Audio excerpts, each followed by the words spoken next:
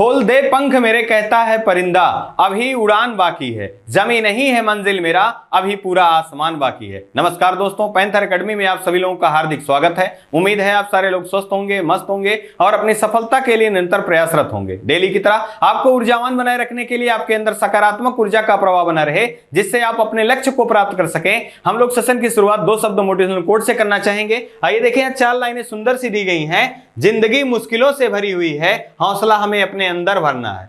मुश्किलें हर एक इंसान पे आती हैं, जो निखर जाता है कोई बिखर जाता है।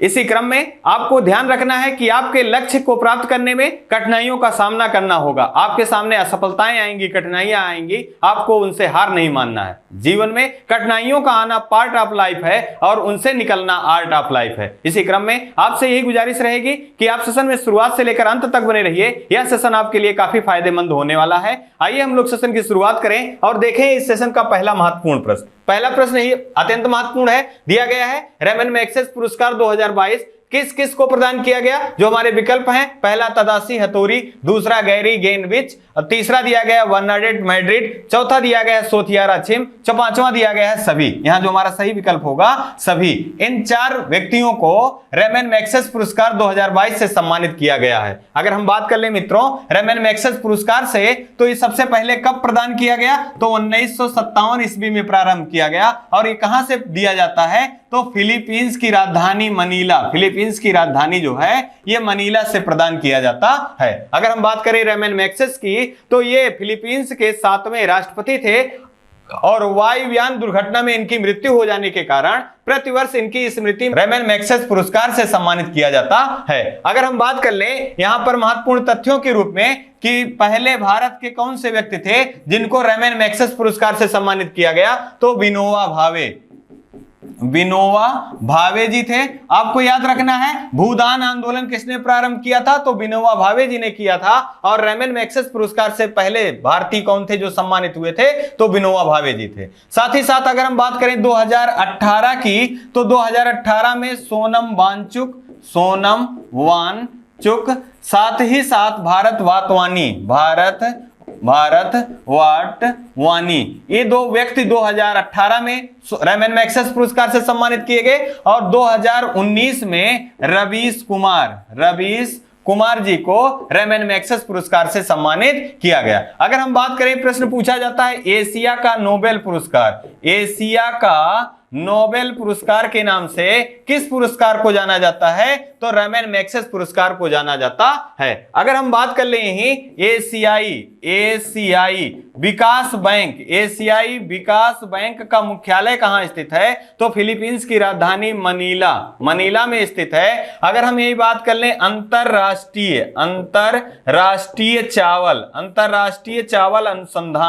चावल अनुसंधान केंद्र कहां स्थित है, तो यह भी फिलीपींस की राजधानी मनीला में स्थित है। आइए इसी क्रम में एक पिक्चर के माध्यम से देखें। यहां आपको ध्यान रखना है यह क्रम कौन सा था, है ये 64वां क्रम का रेमन मैग्सेसे पुरस्कार दिया गया। ये 4 व्यक्तियों को दिया गया।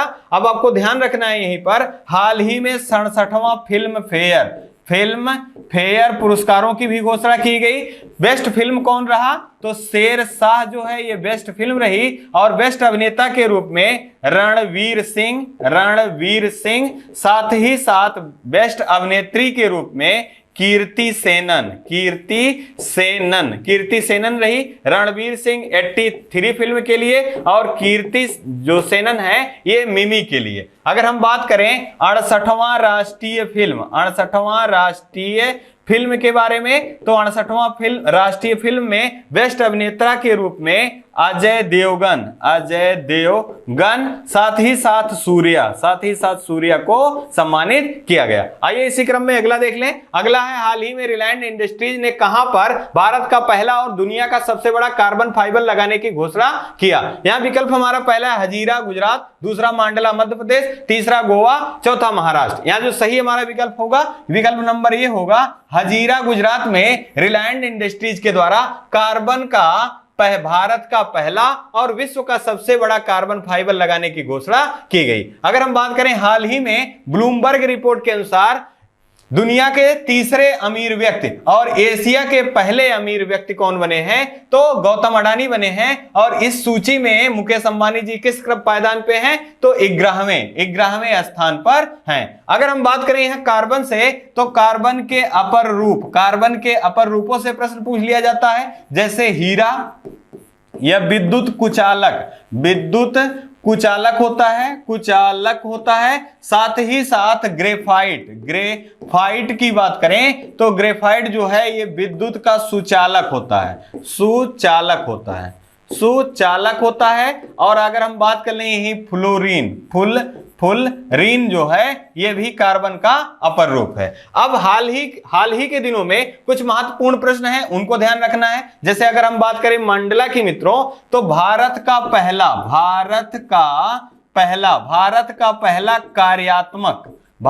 पहला कार्यात्मक साक्षर जिला कौन है? तो ये मध्य प्रदेश का मंडला है। अगर हम यही बात करें विश्व का पहला या सबसे बड़ा फ्लोटिंग सोलर प्लांट की स्थापना कहां की गई? तो मध्य प्रदेश के खांडवा में स्थापित किया गया, जो कि 6000 मेगावाट। आपसे प्रश्न पूछा जा सकता है कि विश्व का सबसे बड़ा सोलर प्लांट की स्थापना कहां की गई? तो विश्व का सबसे बड़ा सोलर प्लांट मध्य प्रदेश के खांडवा में किया गया, जिसकी क्षमता 6000 मेगावाट है। अगर हम बात करें भारत का पहला हर घर जल प्रमाणित जिला कौन है? तो मध्य प्रदेश का बुरहानपुर जो है ये मध्य प्रदेश का पहला हर घर जिला प्रमाणित वाला जिला है। अगर हम बात करें राज्य के रूप में हर घर जल प्रमाणित राज्य कौन सा है? तो ये पहला राज्य भारत का गोवा है। और अगर केंद्र शासित प्रदेश के बारे में बात करें तो दमन और दीव जो है ये पहला आपका केंद्र शासित प्रदेश है। आइए इसी क्रम में यहां देखिए, आपको रिलायंस फाइबर से कुछ संबंधित महत्वपूर्ण जानकारी दी गई है, आपको ध्यान रखना है। और आपको यहां से यह भी ध्यान रखना है कि हाल ही में नागालैंड के द्वारा एक उत्सव का आयोजन किया गया है। तो आपको याद रखना है शुभंग उत्सव कहां मनाया गया है? तो नागालैंड में। नागालैंड का एक उत्सव और भी आपको याद रखना है, हार्नबिल उत्सव का संबंध किस राज्य से है? नागालैंड से है। साथ ही साथ आपको ध्यान रखना है ग्रेफीन का पहला संयंत्र या ग्रेफीन का पहला केंद्र कहां स्थापित किया गया है? तो केरल राज्य में स्थापित किया गया है। आइए इसी क्रम में अगला देख लें। हाल ही में भारतीय रेलवे किस राज्य के रेलवे स्टेशन पर हवा से पानी बनाने की मशीन मेघदूत स्थापित करेगा? यहां नाम आपको याद रखना है, मेघदूत क्या है? मेघदूत हवा से पानी बनाने वाली एक मशीन है और इसको किसने स्थापित किया है? रेलवे ने स्थापित किया है। अगर हम बात करें उत्तर के रूप में तो पहला विकल्प दिया गया है उत्तराखंड, दूसरा महाराष्ट्र, तीसरा हिमाचल प्रदेश और चौथा नागालैंड। यहां जो सही हमारा विकल्प है, विकल्प नंबर बी सही होगा। महाराष्ट्र राज्य में भारतीय रेलवे के द्वारा हवा से पानी बनाने के लिए एक मशीन स्थापित की गई, जिसका नाम क्या है? मेघदूत है। अगर हम बात कर लें यहां पर महाराष्ट्र राज्य के बारे में, तो ये मध्य रेलवे जोन में आता है। अब भारत में कितने रेलवे जोन हैं? टोटल 18 रेलवे जोन है। साथ ही साथ रेलवे से महत्वपूर्ण प्रश्न आपसे पूछा जाता है कि रेल सेवा किसके काल में प्रारंभ हुई? तो 1853 ईस्वी में डलहौजी के शासनकाल में प्रारंभ हुई। सबसे पहली रेल सेवा कहां प्रारंभ की गई? तो मुंबई से थाने सबसे पहले रेल सेवा प्रारंभ की गई। हाल ही में बजट में गति शक्ति के कितने आयाम हैं? तो गति शक्ति के 7 आयाम हैं। साथ ही साथ बजट में कितने वंदे भारत ट्रेनों को चलाए जाने की घोषणा की गई है? तो 400 वंदे भारत ट्रेनों को चलाए जाने की घोषणा की गई है। केंद्रीय रेलवे मंत्री कौन है? तो अश्वनी वैष्णव जी जो हैं ये केंद्रीय रेलवे मंत्री हैं। जबकि सीईओ कौन है? तो विनय कुमार त्रिपाठी जो हैं ये रेलवे बोर्ड के सीईओ के रूप में हैं। आइए इसी क्रम में यहां देखिए, आपको मेघदूत का एक पिक्चर दिखाई जाने की कोशिश की गई है। आपको ध्यान रखना है मेघदूत क्या है? हवा से पानी, हवा से पानी। आपको ध्यान रखना है कि यह आर्द्रता युक्त हवा होगा, और आर्द्रता युक्त हवा को अत्यधिक दाब जब दिया जाएगा तो ये लिक्विड के रूप में या जल के रूप में कन्वर्ट हो जाएगा। और आपको ध्यान रखना है कि इसकी क्षमता कितना है, तो 1000 लीटर प्रतिदिन यह क्षमता वाली मशीन है। आइए इसी क्रम में अगला देख लें। हाल ही में किसने आकाशवाणी के प्रसार सेवा प्रभाग की महानिदेशक का कार्यभार संभाला है? हमारा जो विकल्प दिया गया, पहला डॉक्टर वसुधा गुप्ता, दूसरा सोनाली सिंह, तीसरा राजीव गौबा, चौथा जो दिया है आपका राजीव कुमार। यहां जो हमारा सही विकल्प होगा, डॉक्टर वसुधा गुप्ता जी को आकाशवाणी के समाचार सेवा प्रभाग का महानिदेशक नियुक्त किया गया। अब यहां आकाशवाणी, साथ ही साथ दूरदर्शन दोनों का विलय करके प्रसार भारती के नाम से जाना जाता है। और इसके प्रमुख कौन हैं? तो मयंक कुमार जी जो हैं इसके प्रमुख हैं। अब आपको ध्यान रखना है कि आकाशवाणी के समाचार सेवा प्रभाग का महानिदेशक किसे बनाया गया है? डॉक्टर वसुधा गुप्ता को। अब हाल फिलहाल में कुछ महत्वपूर्ण नियुक्तियां हैं, आपको ध्यान रखना है। जैसे अगर बात करें विदेश सचिव के रूप में किसे नियुक्त किया गया है? तो विनय मोहन क्वात्रा जो हैं ये विदेश सचिव के रूप में नियुक्त किए गए हैं। अगर हम बात करें प्रधान वैज्ञानिक सलाहकार के रूप में किसे नियुक्त किया गया है? तो अजय कुमार सूद जी को नियुक्त किया गया है। अगर हम यही बात कर लें, हाल ही में यूपीएससी के अध्यक्ष नियुक्त किए गए हैं डॉक्टर मनोज सोनी जी को नियुक्त किया गया है। साथ ही साथ आपको याद रखना है G20 देशों की जो बैठक 2023 में भारत के जम्मू कश्मीर में होनी है, इसके शेरपा किसे नियुक्त किया गया है? अभिताभ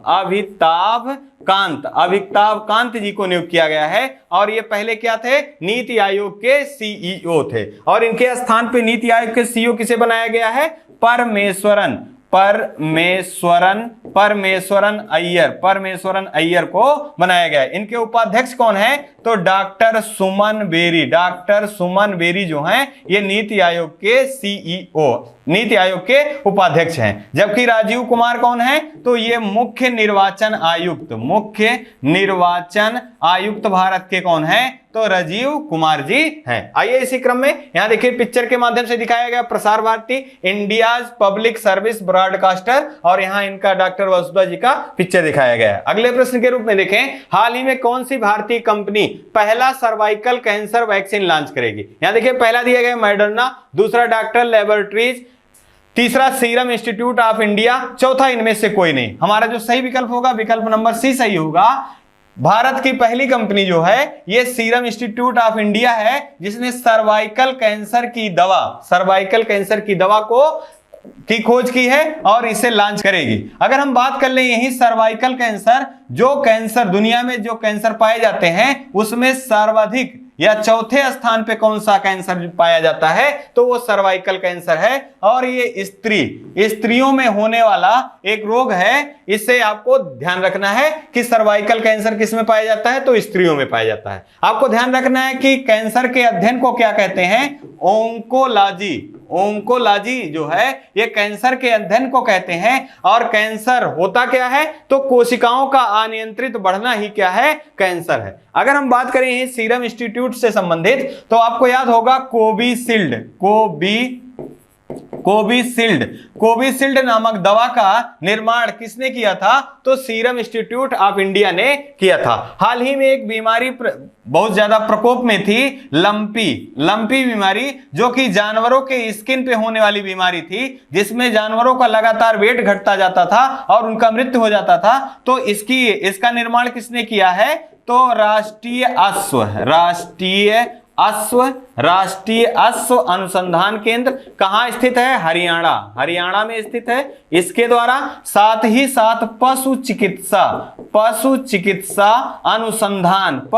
अनुसंधान केंद्र कहां स्थित है? इज्जत नगर बरेली। इन दोनों के संयुक्त प्रयास से लंपी प्रोवैक नामक दवा बनाया गया जो कि पूर्ण रूप से स्वदेशी है और किस बीमारी के लिए, लंपी नामक बीमारी के लिए बनाया गया। आइए इसी क्रम में यहां देखिए जो सर्वाइकल कैंसर की बात की जा रही है, ये जो फीमेल जेनाइटल ऑर्गन है और ये जो यूट्रस है, यूट्रस की दीवार पर होने वाली एक प्रकार का यह कैंसर है और सर्वाधिक ये कब से कब तक 15 वर्ष से लेकर 44 वर्ष के महिलाओं में इसके होने की प्रायिकता अधिक है। और किसके द्वारा रिजल्ट किया गया है, यहां सीरम इंस्टीट्यूट ऑफ इंडिया के द्वारा बनाया गया है। आइए इसी क्रम में देख लें, हाल ही में चर्चा में रहा हेमानमोर नाम का संबंध किससे है। यहां देखिए पहला दिया गया अंतरिक्ष परीक्षण, दूसरा सॉफ्टवेयर, तीसरा कोविड की दवा और चौथा जो दिया गया है तूफान। अब यहां हमारा सही विकल्प जो है ये तूफान है। हेमानमोर जो है एक तूफान है और यह किस देश में देखा गया है, तो ये चीन, जापान इन देशों में इसका प्रकोप देखा गया है हेमानमोर का। अब यहां पर तूफान से संबंधित कुछ महत्वपूर्ण बातें हैं जो कि बार बार परीक्षाओं में पूछा जाता है। अगर हम एक सीरीज के द्वारा देख लें, यहां देखिए आपके लिए बहुत महत्वपूर्ण तूफानों का नाम लिखा गया है। जैसे अगर बात किया जाए यास तूफान की, तो यह पश्चिम बंगाल में आया हुआ था और ओमान ने इसका नाम यास दिया था। अगर हम बात करें तौकाते की, तो यह अरब सागर में आया था और इसका नाम म्यांमार ने दिया था। अगर हम बात करें निवार की, तो यह पश्चिम जो आप बंगाल की खाड़ी है यहां पर आया था और इसका नाम मालदीव ने दिया था। अब देखिए अम्फान दिया है, अम्फान को थाईलैंड ने नाम दिया था और बंगाल की खाड़ी में आया था। अगर हम बात करें यास की, तो इसे फिलीपींस ने नाम दिया था। अगर बात करें गोनी की, तो ये भी कहां आया था, फिलीपींस में आया था। डाइने कहां आया था, मेडागास्कर में आया था। वायु आपको याद रखना है ये गुजरात में आया हुआ था। अगर हम बात करें डोरियन की, तो बहामास, उत्तरी बहामास में। तितली या फोनी ये कहां आया हुआ था, उड़ीसा में। जबकि गुलाब का नाम गुलाब किसने दिया था, तो पाकिस्तान के द्वारा दिया गया था। और शाहीन नाम जो है ये कतर के द्वारा दिया गया था। ये महत्वपूर्ण तूफान है, इनका आपसे प्रश्न पूछा जाता है यह तूफान किस जगह पे आया हुआ था या इनका नामकरण किसने किया है, तो आपको याद रखना है यास जो है ओमान, तौकाते म्यांमार, निवार जो है मालदीव, अम्फान थाईलैंड, यास जो है फिजी में, गोनी जो है फिलीपींस में, डाइने मेडागास्कर में, वायु गुजरात में, डोरियन उत्तरी बहामास में, तितली या फोनी उड़ीसा में, गुलाब का नाम पाकिस्तान ने दिया था, शाहीन का नाम कतर ने दिया था। आइए इसी क्रम में अगला देख लें। अगला है हाल ही में चर्चा में रहा wild life trust of India ने किस राज्य अथवा केंद्र शासित प्रदेश में वेल शक्ति बचाओ प्रारंभ किया। अब यहां देखिए पहला विकल्प दिया है कर्नाटक, दूसरा मध्य प्रदेश, तीसरा उत्तर प्रदेश, चौथा बिहार। यहां जो हमारा सही विकल्प है ये नंबर 1 विकल्प सही होगा, कर्नाटक। कर्नाटक के मंगलौर, साथ ही साथ केरल और लक्षद्वीप इन 3 स्थानों पर इस वेल बचाए जाने की जो योजना है या वेल को बचाने की जो कार्यक्रम है इसको प्रारंभ किया गया है। लेकिन इसका शुरुआत कहां से हुआ है, तो कर्नाटक के मंगलौर से इसका शुरुआत हुआ है। इसका मुख्य कारण है मछुआरों के द्वारा जब मछलियां पकड़ ली जाती हैं उन जाल में व्हेल के फंस जाने से उनकी संख्या जो है निरंतर प्रभावित हो रही है। इसी को कम करने के लिए, इसी की संख्या को कम होने से रोकने के लिए यह प्रारंभ किया गया है व्हेल शक्ति बचाओ। और किसके द्वारा, तो इंडियन कोस्ट गार्ड के द्वारा यह प्रारंभ किया गया है। अगर हम बात करें यह संस्था को आपको ध्यान रखना है world wide trust of India के द्वारा व्हेल शक्ति बचाओ कार्यक्रम प्रारंभ किया गया। अब यहां बात हो रही है कर्नाटक की, तो हमको यहां से याद रखना है कोलार की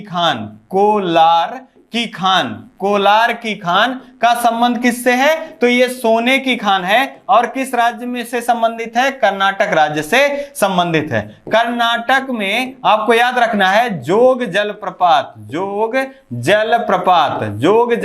का संबंध किससे है, तो ये कर्नाटक राज्य से है। किस नदी पर स्थित है, शरावती नदी पर स्थित है जोग जलप्रपात। आपको याद रखना है धुआंधार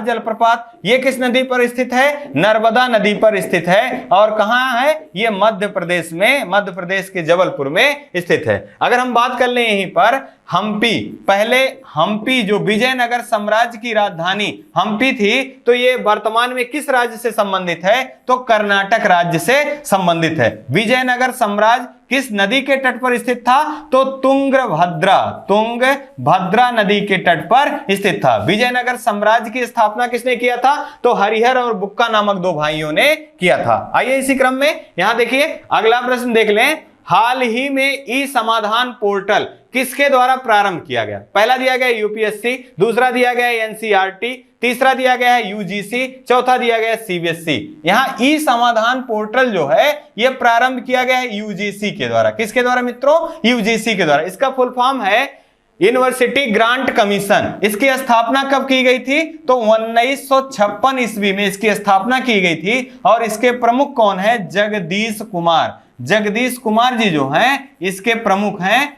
यूजीसी के। अगर हम बात करें यूपीएससी के तो डॉक्टर मनोज सोनी जी जो हैं इसके प्रमुख हैं। और एनसीईआरटी की बात करें तो निधि छिब्बर एनसीईआरटी की प्रमुख है। अगर हम यही बात कर लें कुछ अन्य महत्वपूर्ण तथ्यों के बारे में, तो अगर हम बात करें नीति आयोग का गठन कब किया गया था? तो 1 जनवरी 2015 को योजना आयोग के स्थान पर किसका गठन किया गया? नीति आयोग। इसने किसका स्थान लिया है? योजना आयोग का। साथ ही साथ अगर हम बात करें हाल ही में जेएनयू की पहली महिला कुलपति के रूप में किसे नियुक्त किया गया है? तो शांति श्री धूलीपड़ी को। अगर हम बात करें ओएनजीसी की पहली महिला अध्यक्ष के रूप में किसे नियुक्त किया गया था? तो अलका मित्तल जी जो हैं ये ओएनजीसी की पहली महिला अध्यक्ष के रूप में नियुक्त किए गए थे। सेबी की पहली महिला अध्यक्ष के रूप में किसे नियुक्त किया गया था? तो माधुरी पुरी बुच को नियुक्त किया गया था। आइए इसी क्रम में यहां देखिए कुछ महत्वपूर्ण पोर्टल दिए गए हैं जो कि परीक्षाओं में बार बार पूछे जाते हैं। अगर बात किया जाए संभव पोर्टल का तो यह किसका है? उत्तर प्रदेश सरकार का है और इसमें सरकारी योजनाओं की निगरानी से संबंधित है। अगर हम बात करें जन निगरानी की तो यह जम्मू कश्मीर राज्य से संबंधित है। अगर हम बात करें लोकपाल ऐप की तो यह मनरेगा के कार्यों की निगरानी से संबंधित है। बात करें प्रगति की तो एलआईसी से संबंधित है। तंबाकू छोड़ो अत्यंत महत्वपूर्ण है, यह WHO का ऐप है। अगर हम बात करें गरुड़ ऐप तो ये निर्वाचन आयोग का है। अगर हम यही बात करें प्राथमिक ऐप या ये जो संबंधित है पर्यावरण से संबंधित है। अगर हम बात कर लें यहीं पर किसान सारथी ऐप, ये आपके कृषि मंत्रालय की पहल है। किसानों को उनके खेती से संबंधित समस्याओं का निजात पाने के लिए किसान सारथी प्राण किया गया है। और ये प्राण ऐप जो है ये पर्यावरण मंत्रालय से संबंधित है। अगर हम बाल स्वराज की बात करें तो राष्ट्रीय बाल अधिकार आयोग का है। अगर हम बात करें मानस ऐप का तो प्रधान वैज्ञानिक सलाहकार अजय कुमार सूद जी जो हैं इनके द्वारा प्रारंभ किया गया है मानस ऐप। और यहां देखिए जगदीश कुमार जी का पिक्चर दिखाया गया है जो कि कौन है? यूजीसी के अध्यक्ष हैं, यूनिवर्सिटी ग्रांट कमीशन के। आइए इसी क्रम में अगला देख लें। हाल ही में चर्चा में रहा राष्ट्रीय पोषण सप्ताह का शुभारंभ किस मंत्रालय द्वारा किया गया? यहां पहला विकल्प है महिला और बाल विकास मंत्रालय, दूसरा शिक्षा मंत्रालय, तीसरा संस्कृति मंत्रालय, चौथा सामाजिक और न्याय अधिकारिता मंत्रालय। यहां जो हमारा सही होगा विकल्प नंबर ए सही होगा। महिला और बाल विकास मंत्रालय के पहल पर राष्ट्रीय पोषण सप्ताह प्रारंभ किया गया। इसका उद्देश्य है बाल मृत्यु दर को कम करना। अगर हम बात करें भारत में सर्वाधिक बाल मृत्यु दर कहां है? तो मध्य प्रदेश में बाल मृत्यु दर सर्वाधिक है। कितनी है? 48 है। और सबसे कम कहां है? केरल राज्य में सबसे कम है बाल मृत्यु दर। हाल ही में मातृत्व मृत्यु दर भी की घोषणा की गई है। तो इसमें 10 अंकों की सुधार आया है। अब कितना हो गया है? 103 हो गया है। अगर हम बात करें महिला और बाल विकास मंत्रालय के केंद्रीय मंत्री कौन है? तो स्मृति ईरानी जी जो हैं ये केंद्रीय मंत्री हैं। इनकी एक बुक याद रखना है लाल सलाम जो है इनकी एक प्रसिद्ध बुक है। अगर हम बात करें यहां पर शिक्षा मंत्रालय की तो धर्मेंद्र प्रधान जी जो हैं यहाँ के केंद्रीय मंत्री हैं। अगर बात करें संस्कृति मंत्रालय की तो जी किशन रेड्डी जी जो हैं ये केंद्रीय मंत्री हैं, संस्कृति मंत्री। अगर सामाजिक न्याय अधिकारिता मंत्री की बात करें तो इस्माइल 75, साथ ही साथ नमस्ते यह योजना किसके द्वारा चलाया गया? सामाजिक और न्याय अधिकारिता मंत्रालय द्वारा। यहाँ के मंत्री कौन है? डॉक्टर वीरेंद्र सिंह जी जो हैं यहाँ के केंद्रीय मंत्री हैं। आइए इसी क्रम में यहाँ देखिए राष्ट्रीय पोषण सप्ताह, जिसका उद्देश्य क्या है? पोषण युक्त भोजन प्रदान कराना। और किस मंत्रालय की पहल है? महिला और बाल विकास मंत्रालय की पहल है। अगले प्रश्न के रूप में देखें, हाल ही में चर्चा में रही विश्व जूनियर तैराकी चैंपियनशिप फाइनल में पहुंचने वाली पहली भारतीय महिला कौन है? तो देखिए पहला दिया गया आरती साहा, दूसरा अपेक्षा फर्नांडिस, तीसरा निकहत जरीन, चौथा हरनाथ चांडी। यहां जो सही हमारा होगा विकल्प नंबर भी सही होगा। अपेक्षा फर्नांडिस जो है ये जूनियर तैराकी चैंपियनशिप फाइनल में पहुंचने वाली पहली महिला है। अगर हम बात कर लें यहीं पर आरती साहा की तो इंग्लिश चैनल को पार करने वाली पहली भारतीय महिला कौन है? तो आरती साहा है। अगर बात करें निकहत जरीन के बारे में तो विश्व बॉक्सिंग चैंपियनशिप में स्वर्ण पदक जीतने वाली पहली भारतीय महिला कौन है? तो निकहत जरीन है। साथ ही साथ कॉमनवेल्थ गेम में स्वर्ण पदक जीतने वाली पहली महिला कौन है? तो ये बॉक्सिंग में तो ये जीतने वाली निकहत जरीन है। और समापन समारोह में ध्वजवाहक के रूप में निकहत जरीन और शरद कमल को चुना गया था। आपको याद रखना है कि शरद कमल जो हैं ये कॉमनवेल्थ गेमों में सर्वाधिक पदक 3 गोल्ड पदक जीतने वाले पहले एकमात्र खिलाड़ी हैं। अगर बात करें हरनाथ चांडी जी के बारे में तो इनको पोलर प्रीत के नाम से जाना जाता है। और दक्षिणी ध्रुव पर पहुंचने वाली पहली भारतीय महिला कौन है? तो हरनाथ चांडी हैं, जिनको पोलर प्रीत के नाम से जाना जाता है। आइए इस पिक्चर के माध्यम से देखिए, यहाँ पर अपेक्षा जो फर्नांडिस हैं इनका पिक्चर दिखाया गया है और ये पहली महिला है। इसी क्रम में यह आपका 10 प्रश्नों का सीरीज और इससे संबंधित महत्वपूर्ण प्रश्नों को आपके समक्ष प्रस्तुत किया गया। उम्मीद है आपको यह सेशन पसंद आ रहा होगा। आपको अगर इस सेशन से जरा भी लाभ लग रहा है तो आप चैनल को सब्सक्राइब करना, लाइक करना और शेयर करना ना भूलें। आप अपना और अपने परिवार का खूब ढेर सारा ध्यान रखें। जय हिंद, जय भारत।